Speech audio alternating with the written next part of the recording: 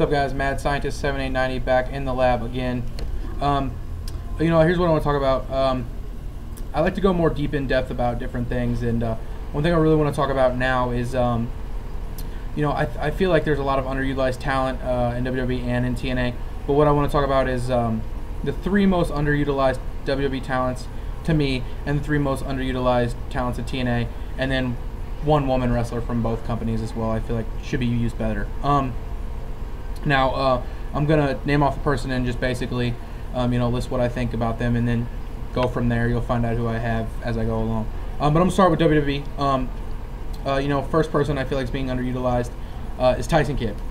Tyson Kidd, ability-wise in the ring, last graduate of the Stu Hart Dungeon. One of those guys that, they've tried a lot of things with. When they have a lot of guys, when they talk to him and say, creative's got nothing for you. Well, apparently creative has something for you, Tyson Kidd, but it's not any good. I do feel like they really want to try to find something that really works for you and get you to that next level. I think if they ever do, a good example of where Tyson Kidd is now to where he could be, Cody Rhodes from where he was a couple of years ago to where Cody Rhodes is now.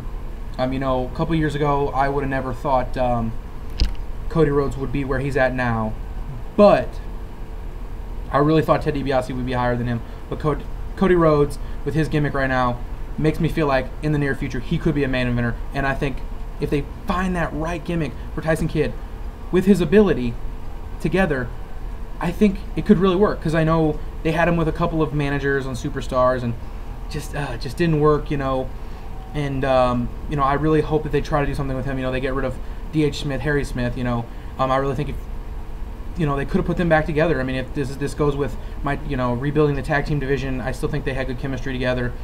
But I guess it didn't work. But I really hope they try to find a gimmick for this guy and really push him to the moon, because his ability really shows in the ring. And I have some things on my page, on my channel, matches favorited with him and Trent Beretta, which is the next person I'm going to talk about.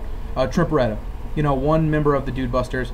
The tag team I thought was okay, but seeing Trent Beretta in some singles action, he has fans, he has ability. I think he has a gimmick. I keep thinking, like I said, I just keep going back to rebuilding this WWE tag team division. With the kind of gimmick he runs, I think it would really benefit him to team him with Zack Ryder. I think that would really work well. And I think it would benefit Zack Ryder as well to get him on television. And I think these guys would get over with the crowd. I think they would both be loved.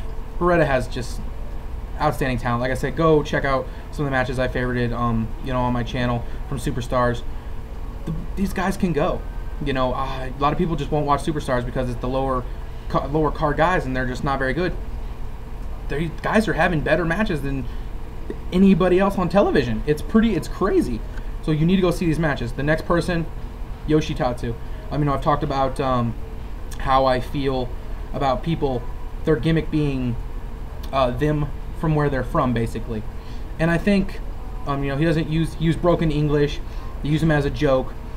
Well, if you look at Japanese wrestlers in Japan, they're not a joke. They're badass. They're Kenta. If you've seen Kenta, he's badass. He's basically... I honestly, if you put Kenta in the ring with Big Show, I honestly think Kenta will beat the shit out of Big Show. And I think WWE makes a mockery of Japanese wrestling, and they make Yoshitatsu a joke. If you want to look this guy up, find his real name. I think it's like Neofumi Yoshi something or other. You got to find his name. He's from New Japan. They picked him up. He's a really good wrestler. And I just feel like WWE shits all over Japanese talent. Japanese talent are known for being badass. Find some Japanese matches. Watch these guys beat the shit out of each other. It's awesome.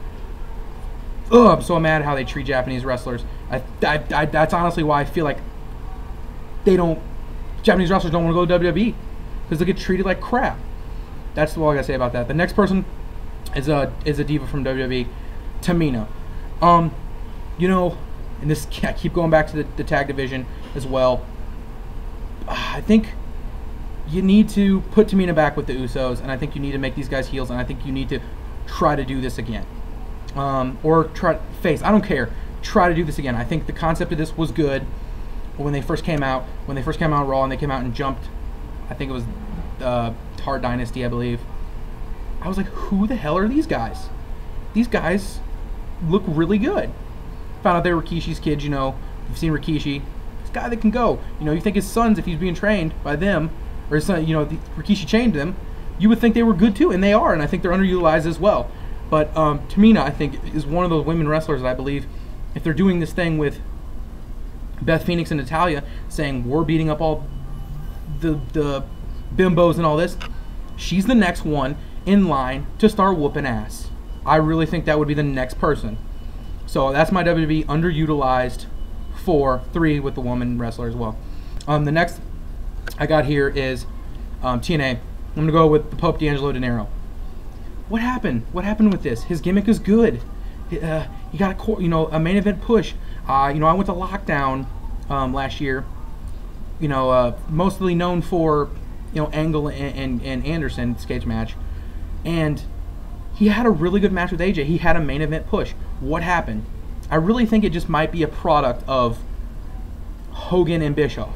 I just don't think they have I think they have a narrow vision of just what they want to see, and if they don't, they keep these guys around because they have notoriety, but I just feel like there's a lot of very talented guys in this company, and they're just not doing much of anything. And he's one of those guys, should not be having matches with Devon. He should be having matches with Kurt Angle.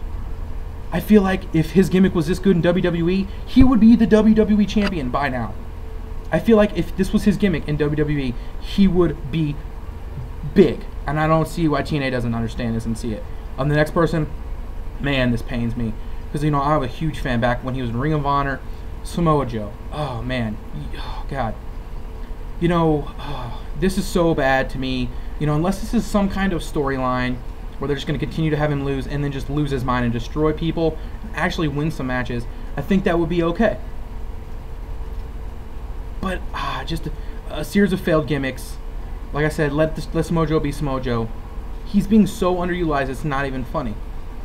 I honestly would not care if there was no build-up to Bound for Glory, if the Impact before Bound for Glory, Angle didn't have an opponent, and Joe came out and said, I'll beat your ass at Bound for Glory. And Angle's like, no, you won't. And then they have a match. There's no build-up. I would not care. That's how much I would rather see Samoa Joe on TV than 3/4 of their roster. I just don't understand why he's not being used. It's so bad.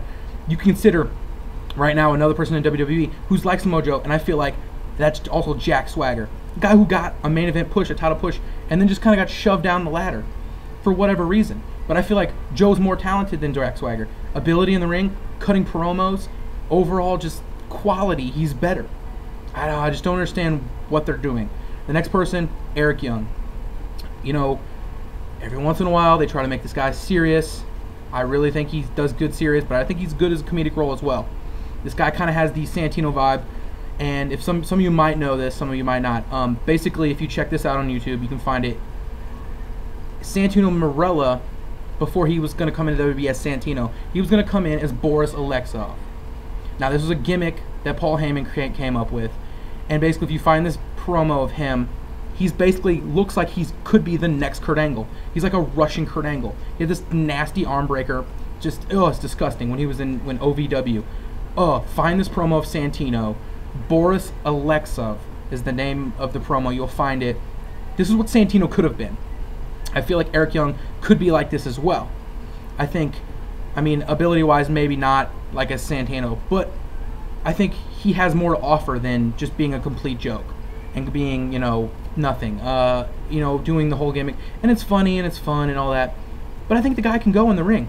If you're talking about rebuilding the X Division, why isn't this guy in the X Division? I think he has enough ability to be in that X Division. I think I don't know if they just don't trust him or whatever it is. This is a guy who's majorly underutilized, and I'd love to see him in the ring with so many other guys. And then the last person, the woman wrestler, she's not even a wrestler, SoCal Val.